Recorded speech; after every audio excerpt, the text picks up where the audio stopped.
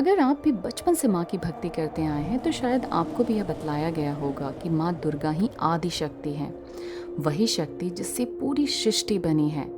लेकिन दुर्गा सप्तशती में एक ऐसी बात लिखी है जो पहली बार सुनकर थोड़ा अजीब लगती है, क्योंकि वहाँ बतलाया गया है कि कैसे माँ दुर्गा देवताओं के तेज से प्रकट हुईं। अब जरा सोचिए कि अगर माँ ही आदि शक्ति है तो उन्हें दोबारा प्रकट होना क्यों पड़ा, और अगर वे पहले से ही इस सृष्टि की मूल शक्ति तो फिर उन्हें प्रकट होने के लिए देवताओं के तेज की आवश्यकता क्यों पड़ी।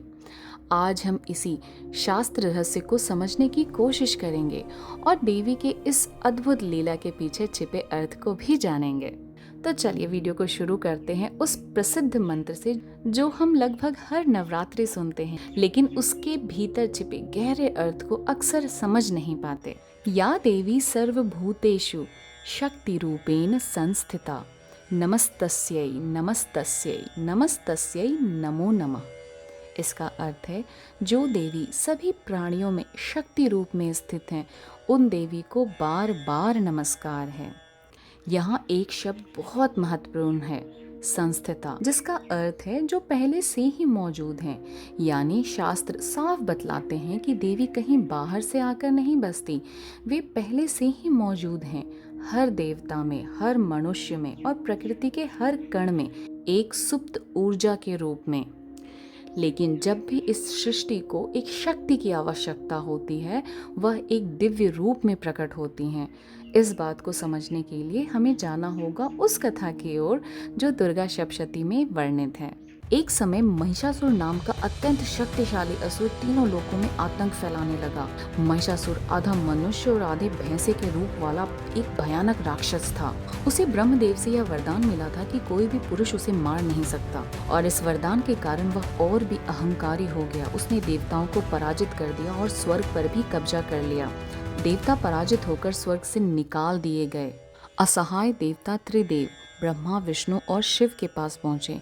तीनों देव अत्यंत क्रोधित हो उठे और उसी क्षण उनके मुखमंडल से एक प्रचंड तेज निकलने लगा। यह तेज अत्यंत शक्तिशाली था और उसके बाद अन्य देवताओं के शरीर से भी प्रकाश निकलने लगा। धीरे धीरे सभी देवताओं का तेज एक विशाल दिव्य प्रकाश में बदल गया और फिर उस दिव्य प्रकाश से प्रकट हुआ एक अद्भुत दिव्य स्वरूप, वही थी माँ दुर्गा। शास्त्र बताते हैं कि देवी का हर अंग किसी न किसी देवता के तेज से प्रकट हुआ। शिव के तेज से उनका मुख बना, विष्णु के तेज से उनकी भुजाएं, ब्रह्मा के तेज से उनके चरण, चंद्रमा से उनका तेजस्वी मुखमंडल और अग्नि से उनकी अद्भुत शक्ति। फिर देवताओं ने उन्हें अपने अपने अस्त्र दिए। शिव ने दिया त्रिशूल, विष्णु ने दिया चक्र, इंद्र ने दिया वज्र और वरुण ने शंख दिया, और हिमालय राज ने उन्हें दिया सिंह, जो उनकी सवारी बना। माँ दुर्गा सभी देवताओं की शक्तियों का एक दिव्य संगम के रूप में प्रकट हुई। इसके बाद महिषासुर और देवी के बीच भयानक युद्ध शुरू हुआ। यह युद्ध कई दिनों तक चला और अंत में माँ दुर्गा ने अपने त्रिशूल से महिषासुर का वध कर दिया। इस कथा को सुनने के बाद एक सवाल फिर भी मन में उठता है, क्या देवताओं ने माँ दुर्गा को बनाया? नहीं, देवताओं ने देवी को नहीं बनाया। वे तो बस अपनी अपनी शक्ति को एक रूप में प्रकट कर रहे थे, क्योंकि वह शक्ति तो पहले से ही उनके भीतर मौजूद थी। इसीलिए दुर्गा सप्तशती बार बार कहती है, या देवी सर्वभूतेषु, यानी देवी हर जीव में पहले से ही स्थित है। देवताओं के तेज से देवी का जन्म नहीं हुआ था, वे तो अयोनिजा हैं, यानी वे किसी गर्भ से नहीं बल्कि सत्य के संकल्प से प्रकट हुई हैं। हिंदू दर्शन के अनुसार सृष्टि की शुरुआत में न समय था, न आकाश, न ही पृथ्वी। सिर्फ दो तत्व अस्तित्व में थे, चेतना और ऊर्जा। चेतना का प्रतीक है शिव और ऊर्जा का प्रतीक है आदि शक्ति। दर्शन शास्त्र कहता है, शिव बिना शक्ति के निष्क्रिय हैं और शक्ति बिना शिव के दिशाहीन है।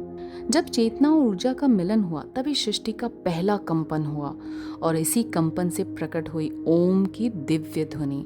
फिर जन्म हुआ प्रकृति का, ग्रह, नक्षत्र, तारे, पंच तत्व और जीवन। इसी सत्य का प्रतीक है भगवान का अर्धनारीश्वर स्वरूप, जहाँ आधा भाग शिव है और आधा भाग शक्ति। यह हमें बतलाता है कि चेतना और ऊर्जा अलग नहीं है, वे ही सत्य के दो रूप हैं और जो सृष्टि की शुरुआत से मौजूद हैं।